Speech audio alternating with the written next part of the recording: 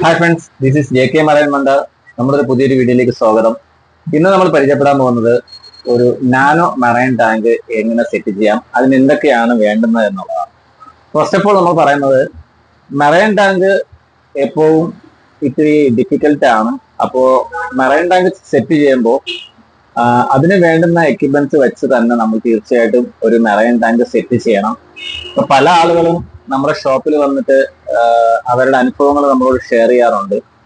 അപ്പോൾ ഒരിക്കലും നമുക്ക് ലോ കോസ്റ്റിൽ ഒരു മറൈൻ ടാങ്ക് സെറ്റ് ചെയ്യുക എന്നുള്ളത് പോസിബിലിറ്റി അല്ല. കാരണം വേറൊന്നുമല്ല, എന്ത് തന്നെ ആയിരുന്നാലും എത്ര ലോ കോസ്റ്റ് ആണെങ്കിൽ തന്നെയും അതിന്റെ ബേസിക് ആയിട്ടുള്ള കുറച്ച് ഐറ്റംസ് സാധനങ്ങൾ നമ്മൾ വെച്ച് തന്നെ ആവണം. കാരണം എന്തെന്ന് വെച്ച് കഴിഞ്ഞാൽ, ഇപ്പം ഒരു മറൈൻ ടാങ്കിന് ആവശ്യമായിട്ടുള്ള സ്കിമ്മർ, പിന്നെ അതുപോലെ തന്നെ സാൻഡ്, റോക്ക്, മീഡിയകൾ, ഇതെല്ലാം കമ്പൽസറി നമ്മൾ കൊടുക്കണം. അപ്പോൾ ഇതിൽ നമ്മൾ അങ്ങനെയുള്ള പല കാര്യങ്ങളും അവോയ്ഡ് ചെയ്തിട്ട് ബഡ്ജറ്റ് കുറച്ച് ചെയ്യുമ്പോൾ അതിൻ്റെതായ പ്രശ്നങ്ങളുണ്ടാവും. അതുപോലെ തന്നെ നമുക്ക് ആർട്ടിഫിഷ്യൽ സോൾട്ട് മിക്സ് ചെയ്യാം, അതുപോലെ തന്നെ നമുക്ക് സീ സോൾട്ട് മിക്സ് ചെയ്യാം, സീ സോൾട്ട് യൂസ് ചെയ്യാം. അപ്പോൾ നമ്മൾ ഏകദേശം, അതായത് ഞാനിവിടെ യൂസ് ചെയ്യുന്നത് സീ സോൾട്ട് ആണ്, അത് സീ വാട്ടർ ആണ് യൂസ് ചെയ്യുന്നത്. കാരണം ഇപ്പൊ നമുക്ക് സീ വാട്ടർ നമുക്ക് എടുക്കാൻ പറ്റുമെങ്കിൽ ആ സീ വാട്ടർ എടുത്ത് ഒരു 45 ഡേയ്സ് ഫിൽട്രേഷൻ ചെയ്യുമ്പോൾ നമുക്കത് പെട്ടെന്ന് മെച്ചുവർ ആവാൻ ചാൻസ് കൂടുതലാണ്. അപ്പൊ ആർട്ടിഫിഷ്യൽ സോൾട്ട് ആണോ അതിനൊരു പരിമിതിയും കാര്യങ്ങളും ഉണ്ട്.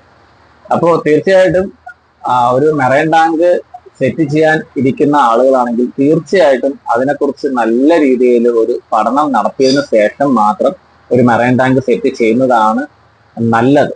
അത് എവിടെയെങ്കിലും അറിയാവുന്ന ആളുകളുണ്ടെങ്കിൽ അവിടെ പോയി ഒന്ന് കണ്ട് പഠിക്കുക. ഇല്ലെങ്കിൽ യൂട്യൂബ് പോലുള്ള ചാനലുകളിൽ എന്തൊക്കെ എക്യുപ്മെന്റ്സുകളാണ് യൂസ് ചെയ്യുന്നതെന്ന് നോക്കിയിട്ട് പഠിക്കുക. ഇപ്പൊ ഇന്നിപ്പോ നമ്മൾ ഒരു ഗ്ലാസ് ടാങ്ക്, അതായത് ഒരു മെറൈൻ്റെ അക്വേറിയം എങ്ങനെയായിരിക്കണം അതിന്റെ ഡിസൈനാണ് ഞങ്ങൾ ഇന്ന് കാണിക്കുന്നത്. ഇനി ഉള്ള ഓരോ വീഡിയോസുകളിലും ഇതിൽ എന്തൊക്കെ യൂസ് ചെയ്യാം, എന്തൊക്കെയാണ് നമുക്ക് ഒരു മറൈൻ ടാങ്കിന് വേണ്ടുന്ന കാര്യങ്ങളെന്ന് നമുക്ക് നോക്കാം. ഓക്കെ, അപ്പൊ നമ്മൾ കാണുന്നത് ഗ്ലാസ് അക്വേറിയം. ഓക്കെ, ഇത് വരുമ്പോ 45x45x45 സെന്റിമീറ്റർ ഉള്ള ഒരു 8mm ഗ്ലാസ്സില് ഫ്രണ്ട് ബെൻഡ് ചെയ്തിട്ടുള്ള ഒരു ഗ്ലാസ് ടാങ്കാണ് നമ്മൾ ഈ കാണുന്നത്. ഓക്കെ, ഇത് നിങ്ങൾക്ക് ശ്രദ്ധിച്ചാൽ കാണാൻ പറ്റും, ഇതിന്റെ ബാക്കില് ഒരു ചേംബർ, ഒരു സമ്പ് സിസ്റ്റം ഉണ്ട്. ഇതിനെ നമ്മൾ സമ്പ് സിസ്റ്റം എന്നാണ് പറയുന്നത്. ഇതൊരു 3 ചേംബറോട് കൂടിയ സമ്പ് സിസ്റ്റം എന്നുള്ളത്. ഇതിൽ എന്തൊക്കെയാണ് വരുന്നതെന്ന് വെച്ചാൽ, ഒരു സ്പോഞ്ച് ഫിൽട്രേഷൻ ഏരിയ വരും. രണ്ടാമത് നമ്മൾ മീഡിയകൾ, അതായത് ബാക്ടീരിയ ഫോർമേഷന് വേണ്ടി നമ്മൾ യൂസ് ചെയ്യുന്ന സെറാമിക് റിംഗ് പോലുള്ള കാര്യങ്ങളുണ്ട്. അത് നമുക്ക് അടുത്ത വീഡിയോയിൽ കാണിക്കുന്നതാണ്.